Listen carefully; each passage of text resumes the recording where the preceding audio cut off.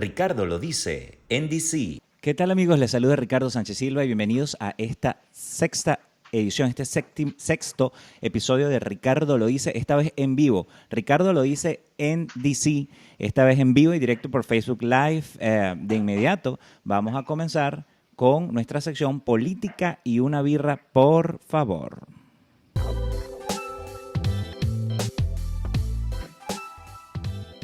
Política y una birra, por favor. Bien, para comenzar con esta edición, les comento que en este programa del día de hoy vamos a conversar de unos temas bien particular, pues América Latina parece que está convulsionada y para eso quiero que comencemos viendo estos videos y luego comentamos al respecto. Entienden, Foro de Sao Paulo, el plan va en pleno desarrollo.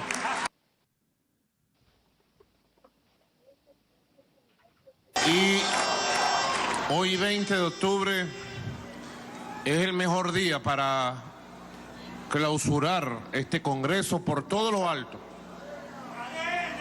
Este Congreso fue una decisión colectiva de todos los partidos políticos líderes del Foro de Sao Paulo que se realizó en Venezuela del 24 al 28 de julio. Así que al Foro de Sao Paulo le puedo decir desde Venezuela, estamos cumpliendo el plan, Foro de Sao Paulo. El plan va como lo hicimos.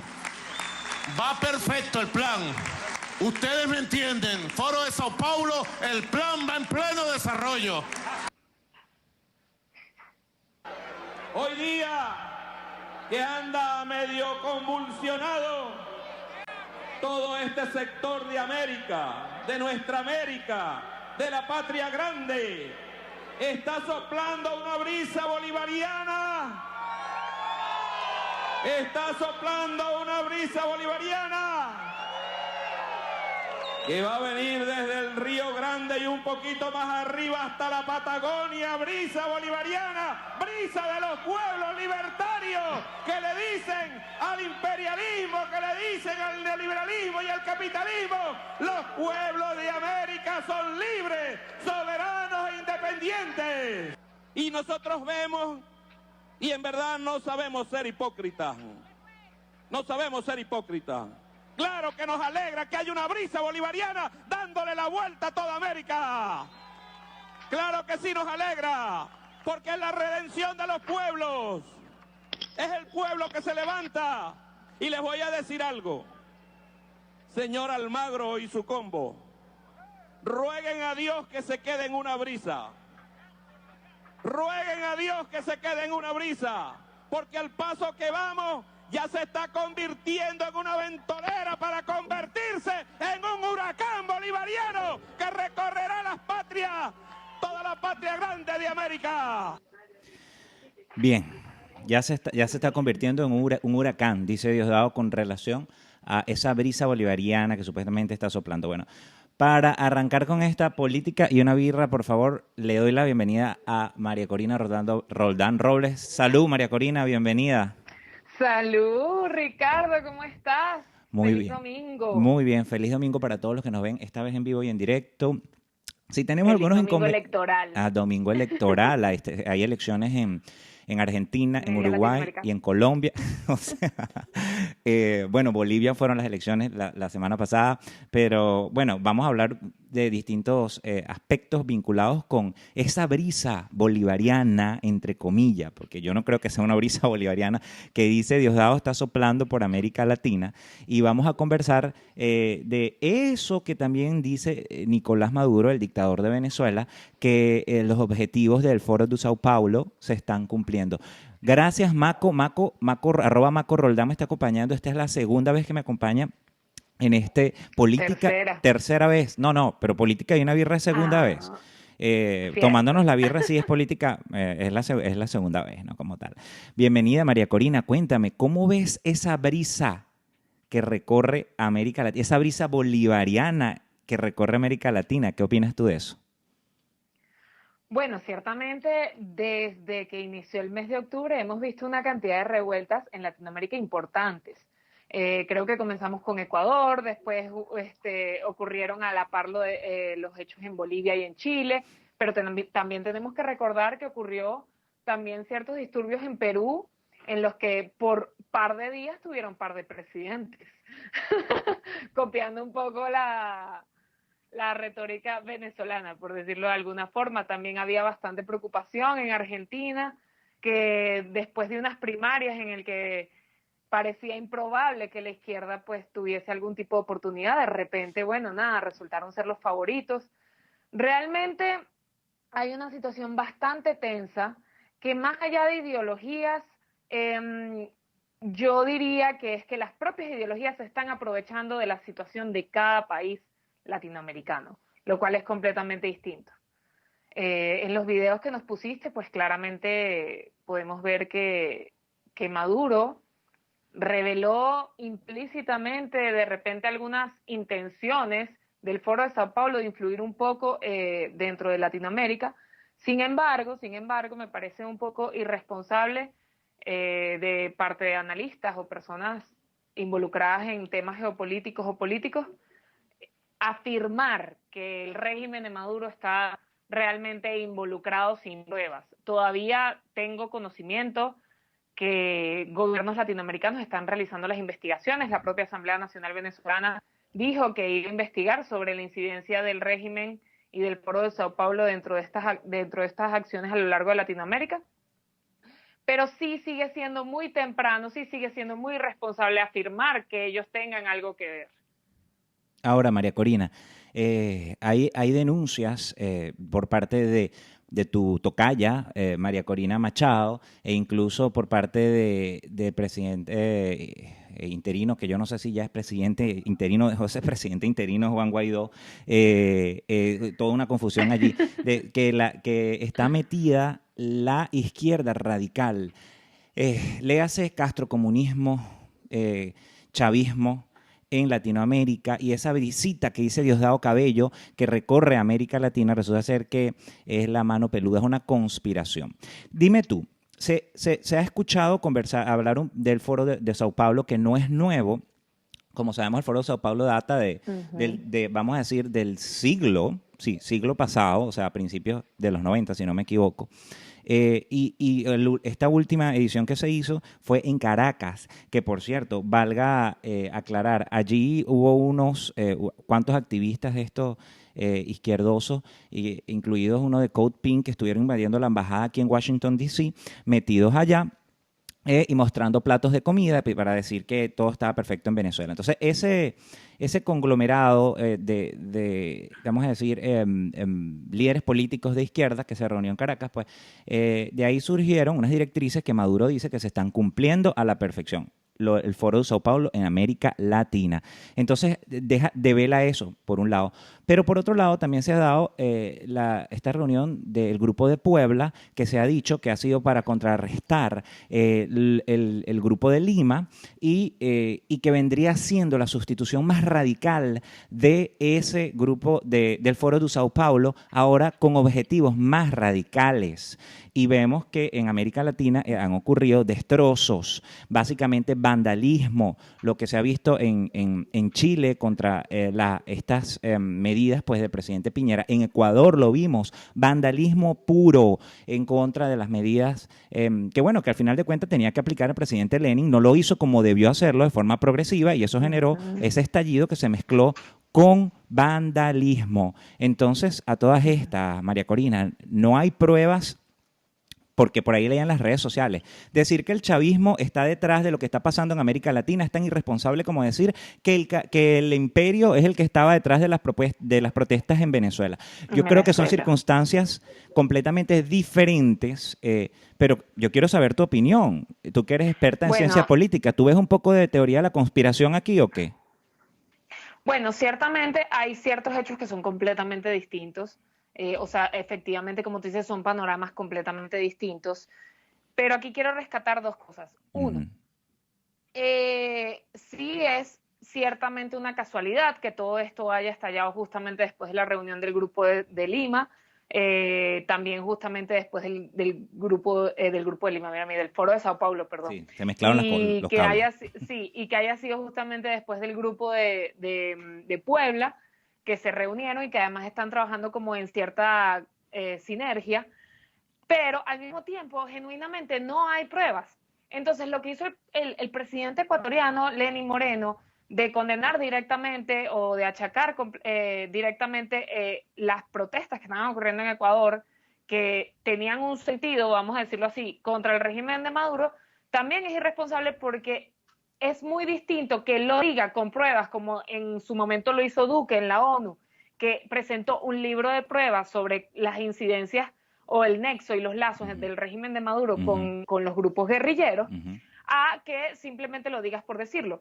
Por ejemplo, en el caso de Chile, Piñera sí ha dicho que hay ciertos grupos, no lo ha dicho explícitamente, pero se ha dicho implícitamente, que bueno, que ellos están en guerra, que hay un enemigo que está tratando de desestabilizar un poco Chile, pero él no ha condenado a nadie ni ha achacado esa responsabilidad a nadie. De todas formas, hay periodistas, como es el caso de José María del Pino, que es un periodista chileno, que si tú ves sus redes está muy en contra de Piñera, pero aún así, él responsablemente en una entrevista con César Miguel Rondón dijo que sí, efectivamente, al principio pensaban que los saqueos, que los incendios eran espontáneos, pero sin embargo, los propios periodistas se han dado cuenta que estos grupos que incendian, que saquean, que hacen vandalismo, actúan, él explicó, actúan como en una especie de célula, actúan como en mecanismo de célula. No lo hacen como normalmente hacen estos grupos que es de forma piramidal, sino que lo hacen de alguna forma, trabajan como unas especies de células y se comunican entre ellas para efectuar estos actos. Pero claro, esto es algo que un periodista, desde la percepción de él, cubriendo las protestas de Chile, ha podido identificar. Pero sencillamente igual tenemos que esperar que la inteligencia chilena o que los grupos que están investigando como tal, genuinamente entreguen unas pruebas al respecto, porque sigue siendo, o sea, estamos cayendo en lo mismo que cae la izquierda al denunciar directamente al imperialismo, caemos en lo mismo que ellos cuando denunciamos sin pruebas. Pero lo que sí es cierto es que, por ejemplo, detrás de la violencia en Ecuador estaba la intención del correísmo de capitalizar políticamente ese descontento para simplemente ganar terreno político, sabiendo que lo que había hecho era un desastre en su gobierno anterior a Lenin, que por cierto, Lenin Moreno llegó al poder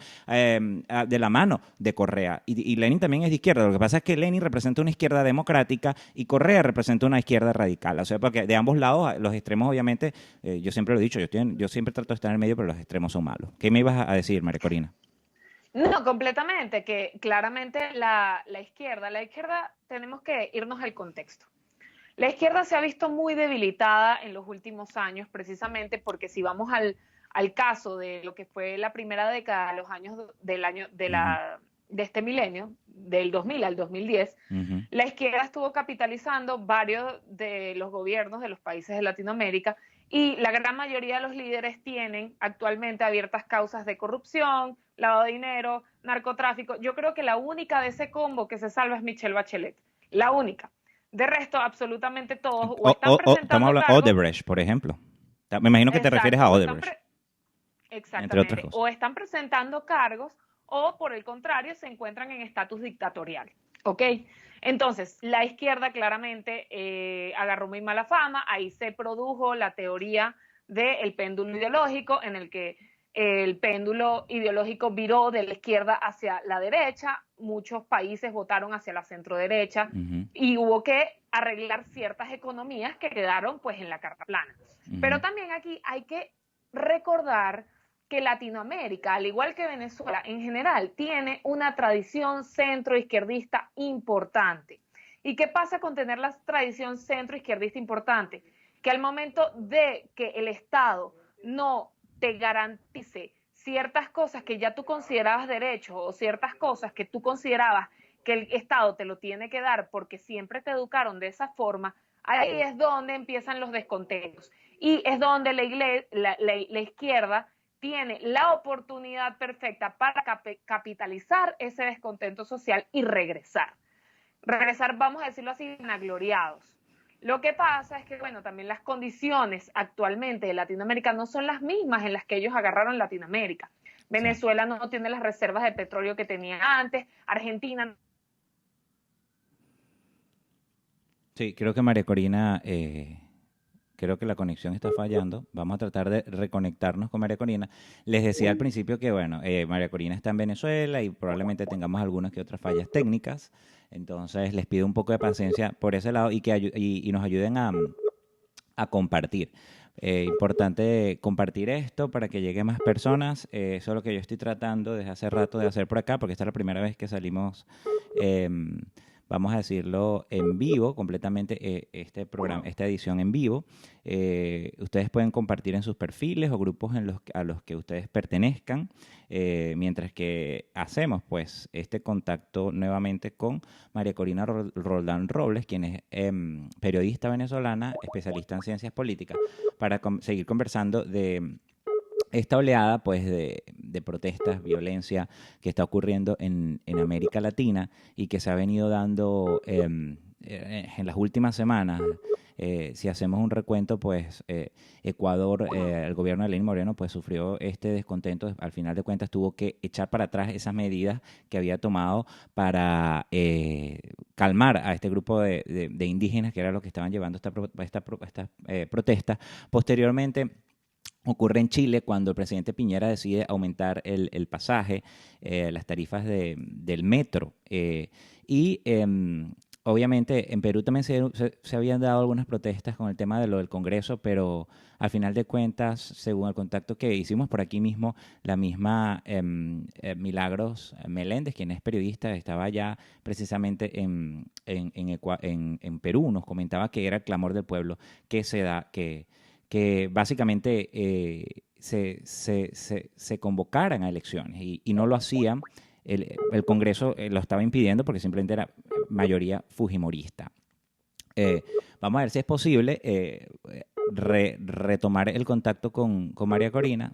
Les insisto, está en Venezuela, la cosa se complica a veces un poco, o esperemos a que ella nos dé la llamada de vuelta. Miren, también comentarles, en eltiempolatino.com tenemos este medio aquí en Washington, D.C., nosotros publicamos semanalmente especiales de América Latina y allí yo les comento que pueden observar un especial sobre Chile. ¿Por qué les invito a que visiten eso? Porque a veces los venezolanos nos vamos como que a lo más, al extremo, porque hemos vivido el socialismo en Venezuela y sabemos lo que eso significa.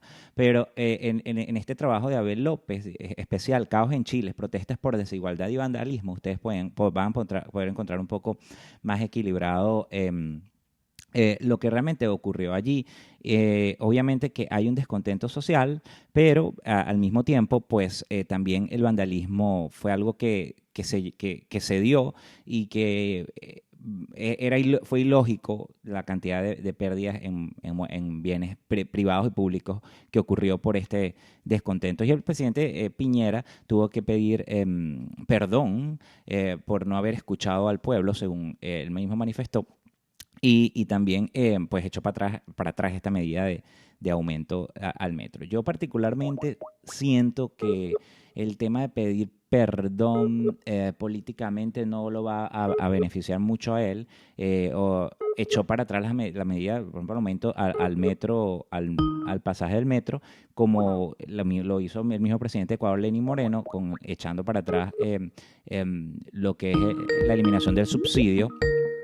Vamos a ver, aparentemente está repicando nuevamente María Corina, a ver si María Corina logramos entablar contacto con María Corina nuevamente. Bueno, María Corina está de vuelta. Otra de las consecuencias del excesivo subsidio del Estado. Sí, bueno. Internet se va y vuelve cuando le da la gana. No sé, Maco, si estaba escuchando lo que decía, pero comentaba en relación a lo que había ocurrido en Chile, y yo particularmente no estaba de acuerdo con que el presidente Piñera haya tenido que pedir perdón, porque la verdad es que yo creo que eso tiene un costo político bastante alto. Obviamente echó para atrás el aumento del pasaje, como lo mismo que hizo Lenin en Ecuador, que echó para atrás la eliminación del subsidio. ¿Cómo tú ves estas medidas que aplicaron los presidentes para evitar que fuera más allá el caos, la violencia que se estaba generando en estos países por sectores radicales y bueno, básicamente criminales y actos vandálicos, porque eso fue lo que vimos. Más allá del descontento, porque yo le estaba comentando a la gente que aquí en el trabajo del tiempolatino.com que publicamos esta semana, Abel López pudo entablar contacto con algunos representantes de la sociedad allá en Chile, representantes de organizaciones que tienen una visión distinta a veces la de uno como venezolano, que uno está tan traumado con el tema del socialismo. Y obviamente hay un descontento social, pero por otro lado estaba el tema de del vandalismo terrible que se generó allí. ¿Cómo tú ves esas medidas que han tomado los presidentes? Para que luego pasemos rápidamente al tema de Bolivia y Argentina. ¿Cómo ves tú? ¿Tú crees que eso ha sido lo correcto, las medidas que han tomado tanto Lenin como Piñera? Bueno, sabrás que sí, pero ¿por qué? ¿Por qué? No porque uno tenga que ceder genuinamente a los grupos que generan presiones sin un genuino conocimiento de cómo se lleva a cabo un Estado, ¿no? Uh-huh. Sino porque me estoy dando cuenta que la centro derecha está empezando a jugar el juego político correcto para no tener que ceder ante la izquierda. Porque yo no sé si nos vamos a puntos históricos, siempre la izquierda trabaja en el mismo terreno. Generan un hecho disruptor, un hecho un poco desestabilizador, reavivan un poco los niveles de resentimiento en la sociedad y las emociones primarias. Luego de eso, que se va como macerando, como dicen los colombianos, se va cocinando como un arrocito en bajo, logran de repente montar a un liderazgo disruptor, un liderazgo Uh-huh. que rompe con el status quo, Uh-huh. y finalmente ese liderazgo se monta con base en el resentimiento, y cuando se monta con base en el resentimiento se genera un nivel de fidelidad tan profundo, pero tan profundo, que eso no lo tumba nadie, porque no importa que se equivoque, soy fiel a ti, no te voy a fallar. Uh-huh. Y al final ahí es donde se asientan, que es lo que pasó con Chávez, que es lo que pasó con Evo, y es muy difícil sacarlos de ahí. Entonces, ¿qué pasa? Que la centroderecha como tal nunca había tenido una estrategia para afrontar ese juego político, porque es un juego político bastante agresivo, Uh-huh. que lleva a cabo la izquierda siempre. Uh-huh. Entonces, ¿qué es lo que están haciendo ahorita? Ahorita están aplicando un poquito la cucharada, le dieron una cucharada de su propia medicina. Es decir, tú ves ahí a Piñera aplaudiéndole su civilidad, claro que sí, sus protestas, yo los escucho, les doy un poquito de lo que ustedes quieren, y al final ellos se quedan sin excusas para seguir protestando, Uh-huh. para seguir disrumpiendo, para seguir haciendo lo que están haciendo. Y al quedarse sin excusas, hay una vuelta a la normalidad, una vuelta completa a la normalidad, y ellos tienen que volver a ingeniarse algo nuevo. A mí me parece maravilloso que ellos hagan esto, porque a fin de cuentas, sí, te doy un poquito de lo que me estás pidiendo, pero no estoy cediendo completo. Claro, o sea y que... al final le estás haciendo un favor a tu país de no montar un régimen de izquierda en el gobierno que se va a quedar eternamente. Es como el precio a pagar. Porque la verdad es que si nos ponemos a revisar la historia, básicamente la izquierda, con el pretexto de buscar reivindicaciones sociales o darle el bienestar a los pobres, terminan llegando al poder, se atornillan en el poder y luego generan una dependencia de esos pobres, para que obviamente todo esto va de la mano de un lavado ideológico, de un lavado de cerebro, de la maquinaria propagandística a millón.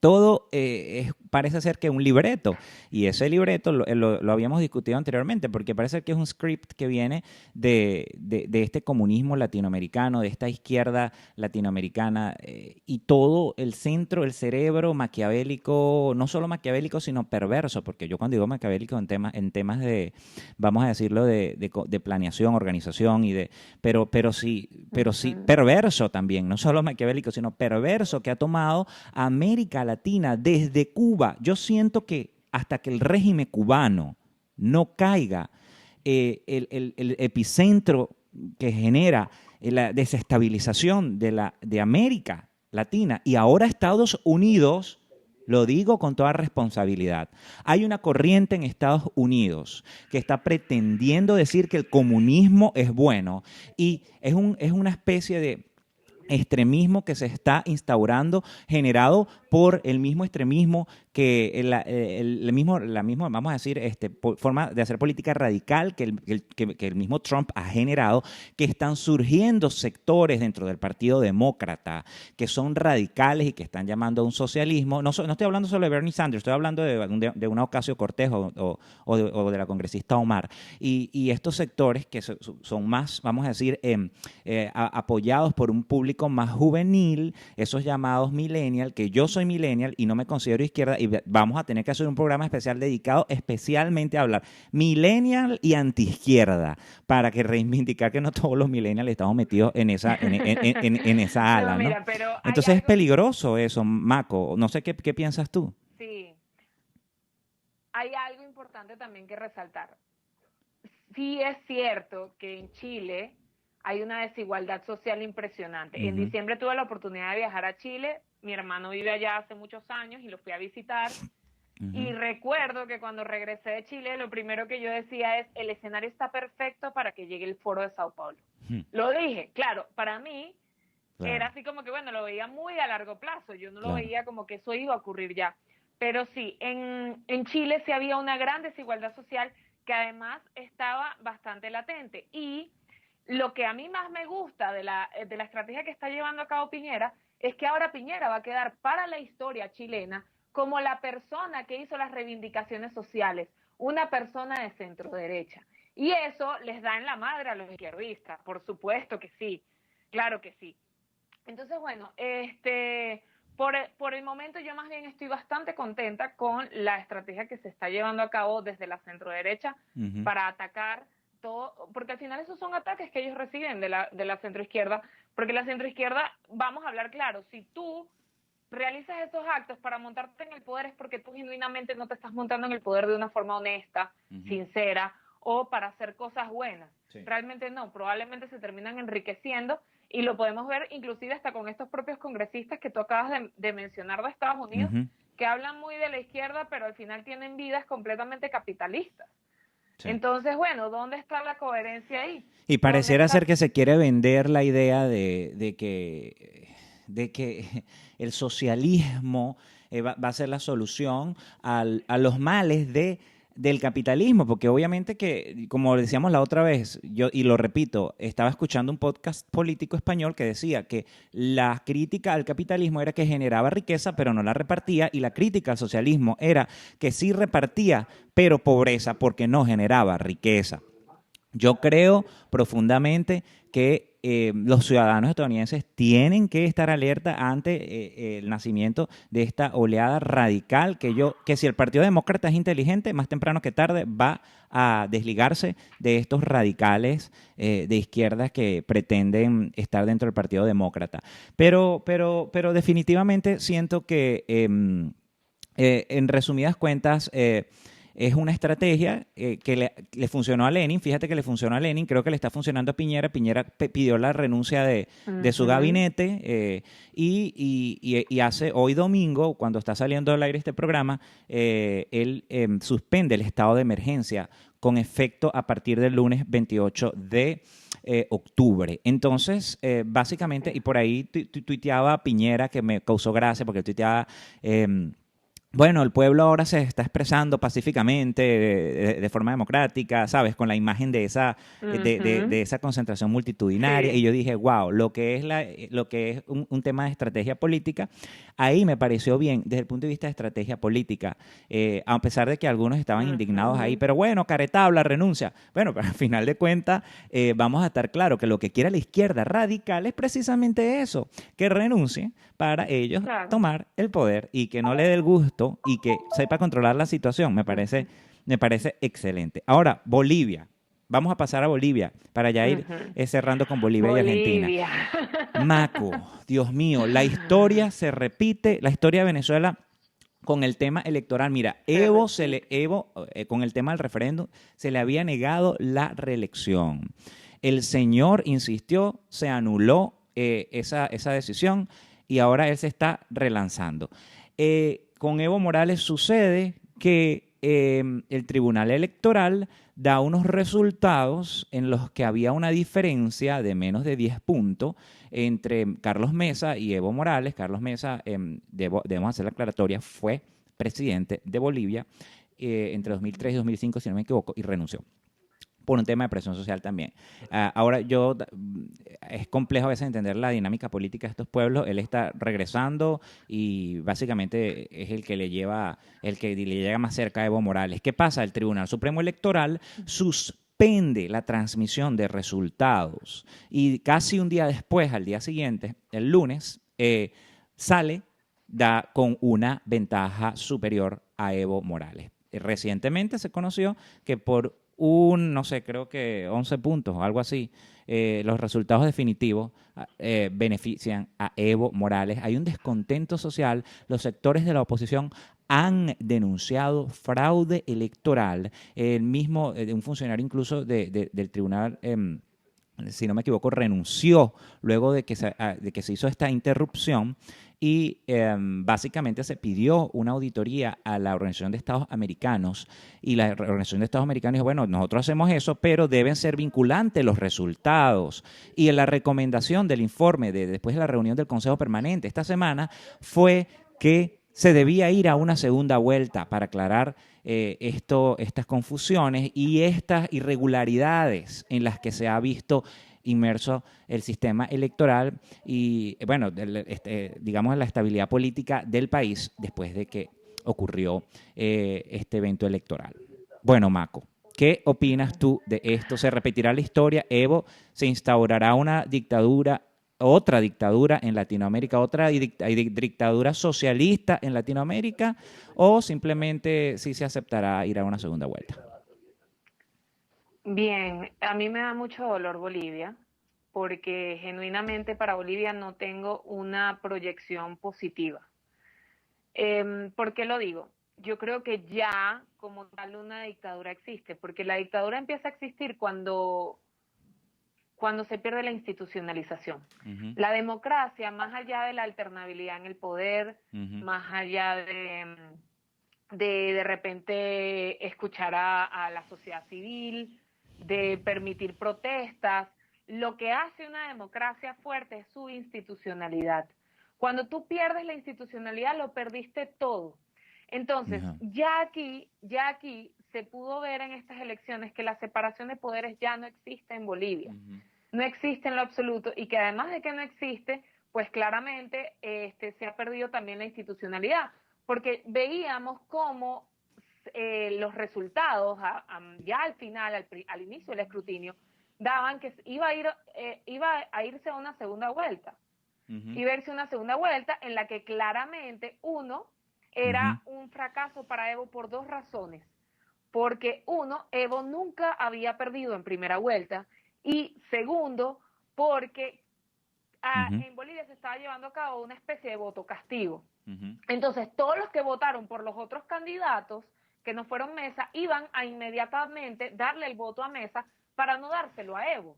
Entonces, sumando porcentajes, claramente, Uh-huh. Evo no podía ganar. O sea, no había forma ni manera de que Evo ganara las presidenciales. Porque obviamente, porque precisamente iba a contar con el respaldo de otros sectores políticos, como ya lo habían hecho público otros de los candidatos. Y eso no lo convenía a Evo, a pesar de que Evo dijo que él iba a ganar en segunda vuelta, si se daba la segunda vuelta. Uh-huh. Ajá, ahora la Constitución de Bolivia establece que para que gane un candidato en primera vuelta tiene que ser el 50 más 1 o el 40, pero siempre y cuando tenga más de 10% de 10% diferencial, pues. Uh-huh. O sea, que haya ganado con un 10% diferencial. Y ese 10% diferencial se da, pero por unas pequeñas milésimas. Sí. Por unas milésimas. Y además fue súper entramado el conteo, el observatorio, la delegación de observadores que llevó la OEA, Uh-huh. solicitó reconteo de votos inclusive antes de que dieran los resultados, porque ya estaban viendo las irregularidades. Carlos Mesa, como candidato, había denunciado que había irregularidades en el conteo. Entonces, sí se repite la historia como lo que ocurrió con Capriles. Lo que sí voy a rescatar aquí es que... Bien, se pegó por segunda vez María porque Corina. las Bueno, estamos teniendo fallas técnicas. María... Aquí volví. Ok, aquí volvió. Aquí estoy. Volví. Ajá, Maco, continúa, Maco. Me Que cae, me quedamos volví. en que lo que sí ibas a rescatar. Bueno, lo que voy a rescatar es que Bolivia tiene una diferencia fundamental con Venezuela. En el caso de Bolivia, la gente sí pudo salir a protestar por los resultados. Ujú. Venezuela, si eso se hacía, muy probablemente lo que iba a ocurrir era un genocidio de manifestantes en las calles. Entonces, bueno, a lo mejor todavía Evo no se ha quitado por completo la careta de dictador, Ujú. y no ha incurrido en esa constante violación de derechos humanos, a pesar de que se han ocurrido sus cositas, han buscado a su gente en las casas, se las han llevado presas, etcétera, etcétera, pero por lo menos pueden llevar una ola de protestas en paz, en paz, entre comillas, por decirlo así. Entre comillas.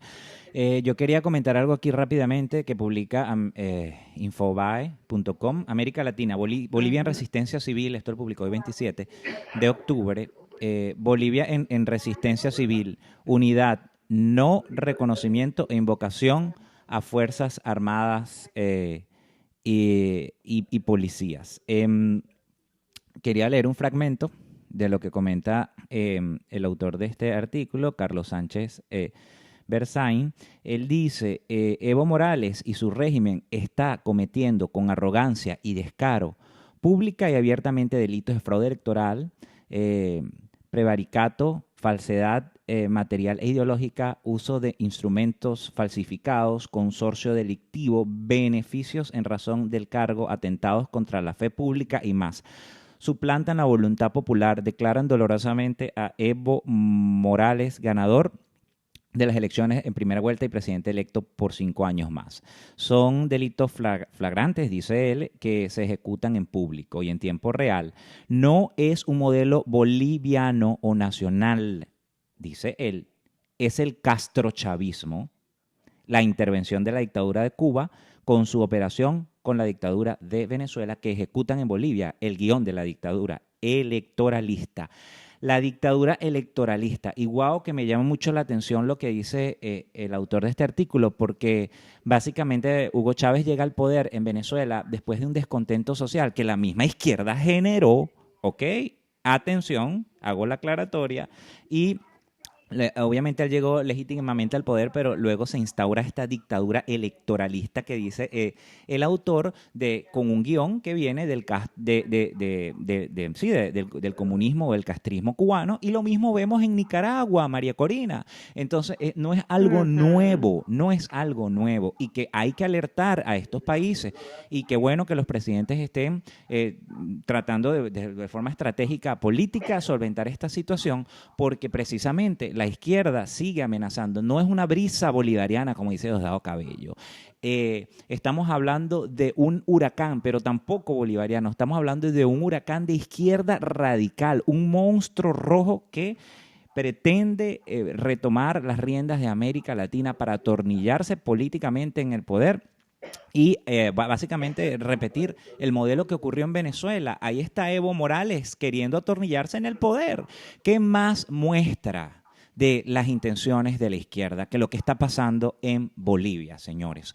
Y lo que puede pasar, hoy se están desarrollando las elecciones en Argentina, y es posible que el kirchnerismo vuelva. Y es terrible porque discutíamos también en otro programa, básicamente Macri heredó un país que, según las cifras del Instituto de Estadística, no estaba tan mal, pero resulta ser que después recalcularon esas cifras y aparentemente esas cifras estaban maquilladas, como todo lo que hace la izquierda y su control de las instituciones cuando no hay independencia de poderes. Caemos en lo mismo.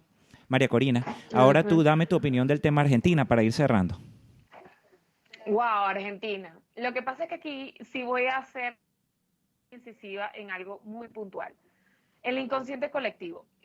Todas las sociedades tienen un inconsciente que comparten, ¿ok? Y esto es algo que tenemos que entender. Todas las estrategias de marketing político se toma en cuenta, por decirlo así, el inconsciente colectivo de una sociedad para hacer estas estrategias. Por eso es que es importante que las personas se eduquen, para que no tengan no sean fáciles de manipular, por decirlo así. Claro. Pero ahora, el inconsciente colectivo del sur en general, y voy a hablar del sur en general, Chile, Argentina, Uruguay, hay mucho predominio de la izquierda, ni siquiera de la centroizquierda, sino de la izquierda como tal. Sí. En el caso de Argentina, tendemos a ver además que las personas adoran el peronismo porque la era del peronismo para ellos se ha glorificado en su propia historia. Tú, cuando vas a un colegio, los nenes chiquitos argentinos, cuando van a un colegio, les hablan del peronismo como una época de glorificación histórica importante, donde además inclusive muestran a Evita Perón como una mujer, bueno, que ella es Avenger, pues, o sea, la tipa perfecta, que además, a pesar de que se estaba muriendo de cáncer, ella gobernó y se murió ahí, y es una glorificación increíble. De hecho, la famosa canción esta de ella, la de No llores por mi Argentina. No llores por mi dedica, Argentina. para ellos es como un segundo himno. O sea, quiero que vean los símbolos o la simbología. Ya va. Antes de que sigas, Mako. Y entre los símbolos está la glorificación de un asesino como lo fue el Che Guevara. Cierro paréntesis. Sí. Entonces, quiero que vean los símbolos que el inconsciente colectivo argentino posee en su inconsciente.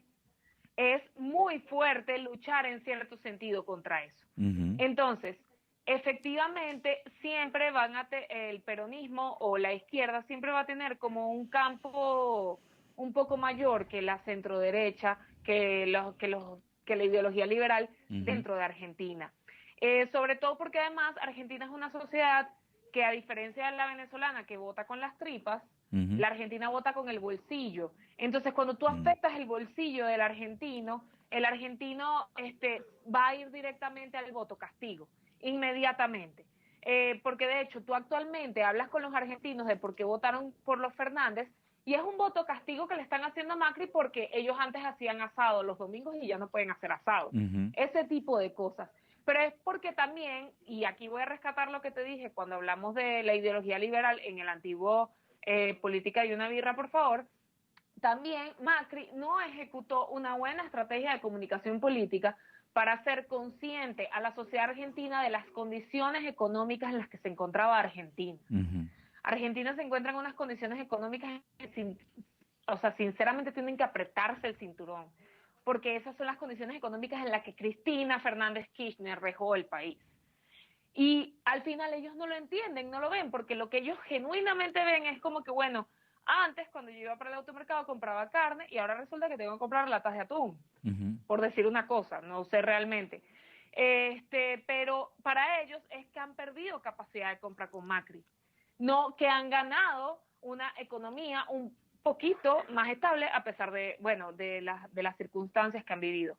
La cuestión es que, bueno, si ganan los Fernández esta vuelta, lo que sí tiene que ver Argentina ahorita es que los commodities no están en el mismo rango en el que estaban cuando Cristina fue presidente, ¿ok? Entonces, la izquierda no va a tener holgura económica para operar. Y genuinamente eso va a traer peor, porque los van a llenar de subsidios, van a hacer lo mismo que hizo Correa, que es hacer un Estado insustentable, porque va a ser enormemente gigante. Y entonces el péndulo ideológico se va a parar al otro lado otra vez, y el presidente que vuelva a asumir la próxima vez la va a tener peor que Macri. Y entonces otra vez se va a ir para el otro lado. No solo eso, sino porque además inclusive en lo que de verdad pueden caer es en un nivel de radicalismo en el que... Ok, Mako se volvió a pegar. Porque el extremo... Sí, decía que estás de vuelta. Decías que van a caer en un nivel de radicalismo. Van a caer en un nivel de radicalismo en el que pueden caer en una extrema derecha, que eso sí lo van a lamentar completamente. Algo como lo que pasó en Brasil. También un poco... y es un poco también lo que le puede ocurrir, o lo que puede ocurrir también en Chile si regresan a la izquierda, porque claro, cuando tú vas a Chile, evidentemente hay museo de la memoria con todo lo que ocurrió con Pinochet. Pinochet, recordemos que era de derecha. Hay una herida histórica muy fuerte y muy profunda, pero dentro de todas estas museos de la historia nacional, dentro de cómo se estudia la historia chilena, ellos van a gloriar mucho a Allende, la figura de Allende, que era de izquierda. Entonces, las personas que no... Mako, ¿estás ahí? Bueno, otra vez problemas con la conexión. Maco va, Maco viene. Y pues hablando precisamente de esa figura de Allende, es que parece que a Latinoamérica vanagloria estas figuras y que han hecho, a la izquierda ha hecho íconos para que simplemente ideológicamente agarrarse de allí y tener estos líderes en los que fijar su atención o básicamente llamar a la gente a entregarse y a ser fieles. Pero bueno, hay que tener mucho cuidado. El CNN en español publica: el presidente Mauricio Macri hizo un llamado a sus electores para que sigan creyendo y no caigan en los falsos espejismos y las promesas de quienes, según él, han defraudado tantas veces a los argentinos. Dice Macri: tampoco podemos aceptar que los mismos que han destruido Argentina ahora nos digan que ellos son los que saben. Vamos a ver si María Corina se conecta para despedirla. Si no, pues bueno, despedimos Ricardo lo dice en DC, particularmente con Política y una birra, por favor, que es esta sección que María Corina me ha acompañado amablemente. María Corina Roldán Robles, periodista, especialista en política. Y pues, bueno, así cerramos esta sexta edición de Ricardo lo dice en DC. Les comento que si ustedes quieren apoyar, pueden hacerlo a través de www.patreon.com, patreon.com/Ricardo lo dice. Allí usted puede aportar a la producción de este podcast. Es primera vez que estamos en vivo, así que hubo algunos inconvenientes técnicos, pero vamos a ver si vamos perfeccionando eso para salir más veces en vivo. Esto se va a colgar en YouTube, se va a colgar en Twitter, en Spotify, en Anchor, y también vamos a tratar de que estemos en iTunes. Así que muchísimas gracias por estar allí, por conectarse, estar pendiente de este podcast de Ricardo lo dice en DC, y será hasta una próxima oportunidad. Nos despedimos con esta sección especial de Política y una birra, por favor.